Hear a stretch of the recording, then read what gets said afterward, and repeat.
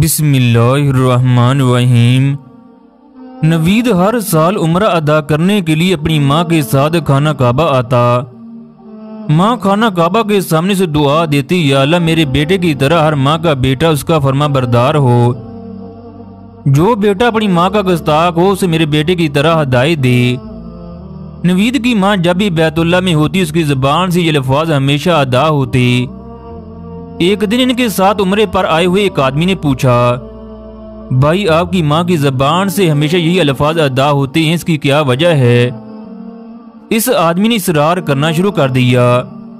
نوید آنکھیں بند کر کے ماضی کی طرف سوچنے لگا، پھر اس کی زبان سے الفاظ پھوٹنے لگے۔ میں پاکستان کے ایک بہت بڑے ادارے کا آفیسر تھا، جبکہ میری بیوی یونیورسٹی میں لیکچرار تھی۔ بچے سکول کالج سے آ کر اکیڈمی چلے جاتے، پیچھے اماں اور نگرانی ہوتی۔ اماں کافی بیمار رہنے لگی، اکثر ایسا ہوتا اماں کی طبیعت رات کو خراب ہو جاتی۔ ہمیں کئی دفعہ انہیں اسپتال لے کر گئے۔ 4 گھنٹے ٹریٹمنٹ کے بعد ہمیں فارغ کر دیا جاتا۔ ہفتے میں اکثر 2 دفعہ اس طرح ہو جاتا، جس کی وجہ سے میری اور میری بیوی کی کام کرنے کی روٹین خراب ہو جاتی۔ رات کو دیر سے جاگنے کی وجہ سے ہم دونوں کی طبیعت بھی متاثر ہو رہی تھی۔ ایک دن میری بیوی مجھ سے کہنے لگی، سنیے اماں کی وجہ سے ہم دونوں کو کافی پریشانی کا سامنا کرنا پڑ رہا ہے۔ ہم ایسا کرتے ہیں، انہیں اولڈ ہوم میں چھوڑ آتے ہیں۔ یہ سن کر میرے تن بدن میں آگ لگی۔ میں نے گھراتے ہوئے کہا، تم نے یہ سوچا بھی کیسے؟ جانتی ہو ابو کے اس دنیا سے جانے کے بعد اماں نے مجھے کس طرح پال پوس کر بڑا کیا؟ میری بیوی میری باتیں سن کر کہنے لگی، میں تو صرف یہ کہہ رہی ہوں شہر میں بڑی تعداد میں پرائیویٹ اولڈ ہوم ہیں جہاں میڈیکل کی بہترین سہولتیں ہیں۔ ہم رات کو یہاں پر ہوتے ہیں، اگر خدا نہ خواستہ دن کو طبیعت بگڑ گئی تو کام کرنے والی کیا کرے گی؟ مسز نرین نے ایک اولڈ ہوم پروجیکٹ شروع کیا ہے، اب کل ایک دفعہ دیکھ آنا۔ میں نے اسے کہا، تم اپنی بکواس بند کرو اور مجھے پڑھنے دو۔ میں اینک سیدھی کر کے کتاب پڑھنے میں مصروف ہو گیا، لیکن میرا دماغ بار بار مسز نرین کی جانب جا رہا تھا۔ اگلے دن اتوار تھی۔ میں صبح گاڑی لے کر مسز نرین کے پاس پہنچ گیا۔ میں نے گاڑی پارکنگ میں کھڑی کی، اس کے بعد میں بنگلہ نما عمارت میں داخل ہو گیا۔ میں نے ساری عمارت گھوم کر دیکھی، جہاں ہر قسم کی سہولت موجود تھی۔ صاف ستھرا ماحول، بڑا سا لان، ڈسپینسری جہاں ہر وقت ڈاکٹر موجود ہوتا۔ اس کے علاوہ 2 ایمبولینسز بھی ہر وقت موجود ہوتی۔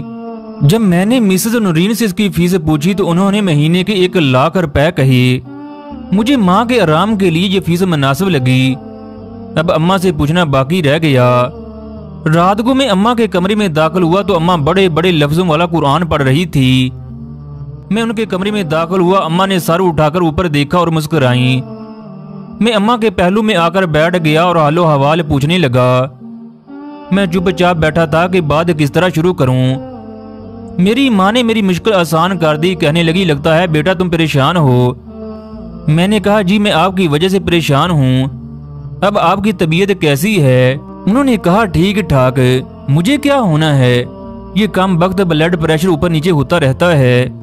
ماں جی میں نے آپ سے ایک مشورہ کرنا ہے۔ وہ بولی، بتاؤ بیٹا کیا بات ہے؟ میں نے حلق لاتے ہوئے کہا، میں نے آپ کے لیے ایک مناسب رہائش کا بندوبست کیا ہے، وہاں مجھے یہ پریشانی نہیں ہوگی۔ اب گھر میں اکیلی ہو، آپ کی طبیعت ٹھیک ٹھاک ہے کہ نہیں؟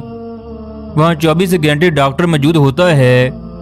اماں کے ماتھے پر بال پڑے، پھر مسکرا کر کہنے لگی، بیٹا میں کافی دنوں سے محسوس کر رہی ہوں آپ لوگ میری وجہ سے ڈسٹرب ہو رہے ہیں۔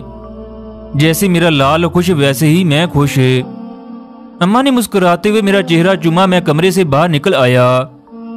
میرا ضمیر میری بغیرتی پر آمادہ نہیں تھا، لیکن میں پھر بھی اماں کو وہاں چھوڑ آیا۔ میں شروع میں ہفتے میں 2 چکر لگا لیتا، کبھی اماں کو گھر لے آتا تو کبھی اگلے دن چھوڑ آتا۔ پھر میرے چکر کم ہوتے گئے، صرف اتوار کی اتوار جانے لگا۔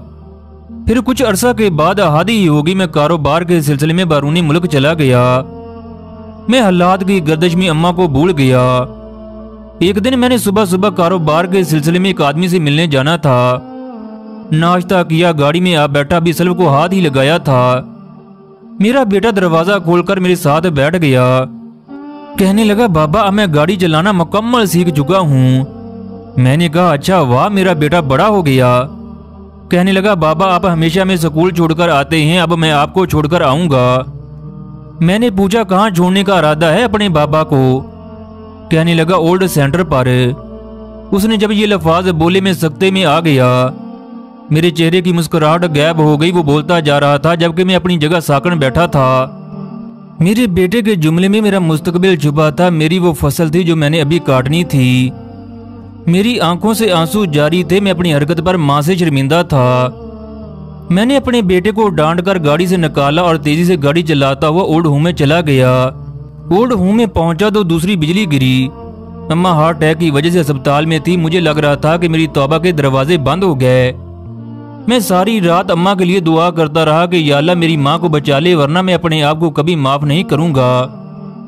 اللہ کا معجزہ ہوا، میری ماں موت کی گلی سے واپس آ گئی۔ میں نے تمام کام چھوڑ دیے، دل کھول کر ماں کی خدمت کرنے لگا۔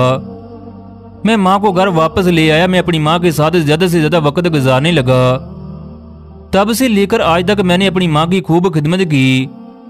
ماں کی خدمت کی خاطر میں کہیں نہیں جاتا۔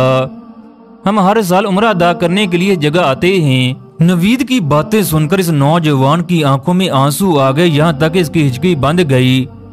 اس نے جیب سے موبائل نکالا، ایجنٹ کو فون کرنے لگا، مجھے آج رات لاہور کی ٹکٹ لے کر دو۔ نوید نے پوچھا تم نے تو 10 دن اور رہنا تھا مگر ابھی واپس جا رہے ہو؟ یہ آدمی کہنے لگا یہ نہ ہو میں عمرہ ادا کرتا رہوں جبکہ میرا والد جو کہ اولڈ ہوم میں ہے وہ اس دنیا سے رخصت ہو جائے اور میں اللہ سے معافی مانگنے کے قابل بھی نہ رہوں۔